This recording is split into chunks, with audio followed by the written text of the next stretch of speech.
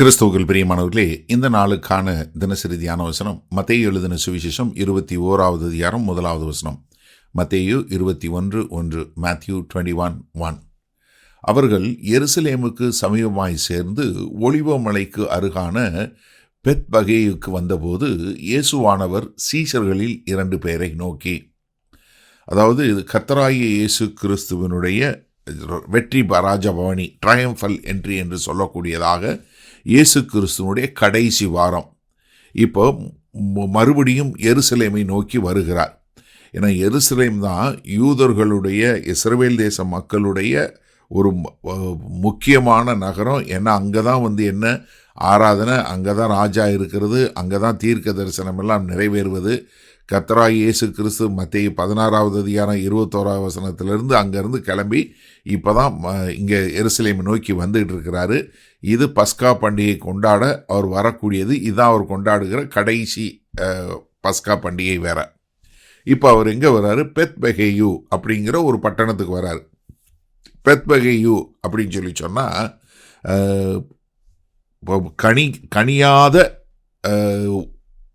ஒலிவ மலம் பழம் உள்ளது, அத்திமரம், அத்திப்பழம் என்று சொல்லக்கூடியது, ஹவுஸ் ஆஃப் அன்ரைப் ஃபிக்ஸ் என்று சொல்லக்கூடியதாக, அதாவது அத்திப்பழம், கனியாத அத்திப்பழம் உள்ள வீடு என்று சொல்லக்கூடியதாக. இது எங்கே இருக்குன்னா பெத்தனிக்கும் எருசலேமுக்கும் நடுவில் இருக்குது.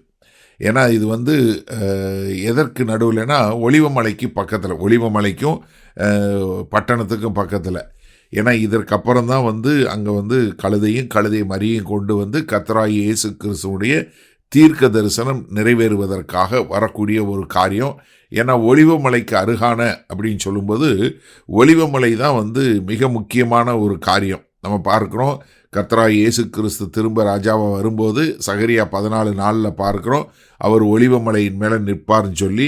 எசேக்கியேல் 11வது அதிகாரத்தில் தேவனுடைய மகிமை கொஞ்சம் கொஞ்சமாக புறப்பட்டு போய் எங்கேருந்து வெளியே போகுது, ஒலிவமலையிலிருந்து போகக்கூடிய காரியத்தை பார்க்குறோம். அதே மாதிரி கர்த்தராகிய இயேசு கிறிஸ்து மரித்து உயிர் தெழுந்த பின்பு 40 நாள் அளவும் சீஷர்களோடு இருந்துட்டு அப்போஸ்தலர் 1வது அதிகாரம் 12வது வசனத்தில் பார்க்குறோம், அங்கேருந்து அவர் எங்கே கிளம்பி போகிறாரு? ஒலிவமலையிலிருந்து தான் பரலோகத்துக்கு எடுத்துக்கொள்ளக்கூடிய ஒரு காரியம். அதனால் இந்த ஒலிவமலைக்கு அருகான பெத்பகேயுக்கு இயேசு கிறிஸ்து வந்தபோது இயேசுவானவர் சீஷர்களில் 2 பேரை நோக்கி, இப்போ அவர் 2 பேரை தெரிந்தெடுத்து அனுப்புகிறாரு. ஏன்னா கர்த்தராகிய இயேசு கிறிஸ்து எல்லாவற்றின் மேலும் ஆளுகை செய்யக்கூடியவராய் இருக்கிறார் என்பதற்கு அடையாளம் காணும் விதமாக அவர் என்ன பண்ணுறாரு? அவருக்கு சொல்லப்பட்ட தீர்க்க தரிசனத்தை நிறைவேற்றும் விதமாக அவர்தான் ராஜா, அவருக்காக எல்லாம் காத்து கொண்டிருக்கிறது, அவர் ஒரு ராஜாவாக வெற்றி பவனி வரப்போகிறார். அதற்கு செய்வதற்காக ஒரு 2 பேரை அனுப்பிச்சு ஆண்டவர் என்ன பண்ணுறாரு? அங்கே அனுப்பக்கூடிய ஒரு காரியத்தை நம்ம பார்க்குறோம்.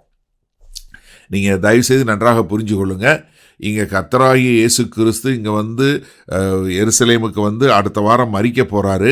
ஆனால் அவர் அங்கே ஒரு விக்டிமாக வரல, அவர் தான் எல்லாத்தையும் தெரிந்தெடுத்து வருகிறார் என்பதை நம்ம அங்கே புரிந்து கொள்ள வேண்டும். இதை மறந்து போகக்கூடாது. அப்போ இங்கே ராஜாவாக உள்ள வரக்கூடிய ஒரு காரியம். சரி, இந்த நாளில் இந்த வசனத்தை நம்ம எப்படி எடுத்துக்கொள்வது?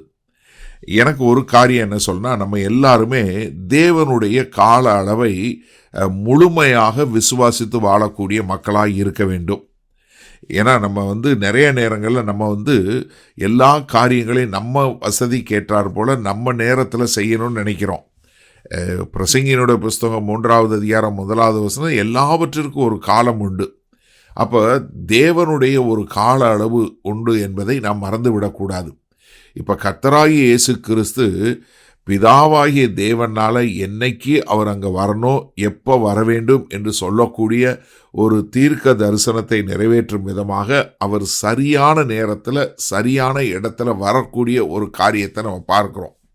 ஏன்னாங்க கர்த்தராகிய இயேசு கிறிஸ்து ஒரு குற்றவாளியாக இல்லை, ஒரு தனக்கு எந்த ஒரு வாய்ப்பும் இல்லை அப்படிங்கிற மாதிரி வரல. அவரே தெரிந்தெடுத்து வருகிறார். அது மாத்திரமல்ல, அவர் வரும்போது ஏற்கனவே வேத வசனத்தில் சொல்லப்பட்ட தீர்க்க தரிசனங்களை நிறைவேற்றும் விதமாக இங்கே கழுதை மரியின் மீதும் ஏறி வரக்கூடியவராய், அதே மாதிரி அவர் ஏதோ ஏனோ தானோ என்று வரவில்லை.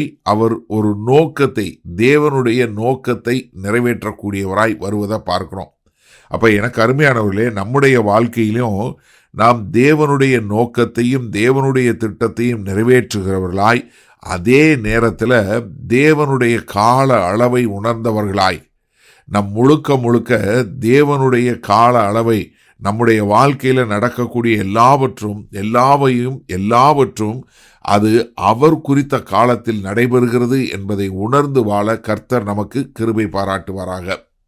மகா கிருபையும் இரக்கம் நிறைந்த எங்கள் அன்பின் தகப்பனே, கர்த்தாவே, இந்த அருமையான நல்ல நாளுக்காய் நன்றி. இது அந்த நல்ல நாளிலும் இந்த செய்தியை கேட்டுக்கொண்டு இருக்கிற ஒவ்வொருவரும் let them trust your timing lord. ஆமாண்டவரே, உம்முடைய நேரத்தை நீங்கள் என்ன சரியான நேரத்தில் சரியான இடத்துல சரியான காரியத்தை செய்வீர்கள் என்று முழுமையாய் நம்பி வாழ எங்கள் தேவன் கிருபையும் இரக்கமும் பாராட்ட வேண்டுமாய் இயேசு கிறிஸ்துவின் இனிய நாமத்தினால் ஆசீர்வதிக்கிறோம் வல்ல பிதாவே. ஆமேன். கர்த்தர் உங்களை ஆசீர்வதிப்பாராக. நாம் இன்று மாலை மண்ணால் சந்திப்போம்.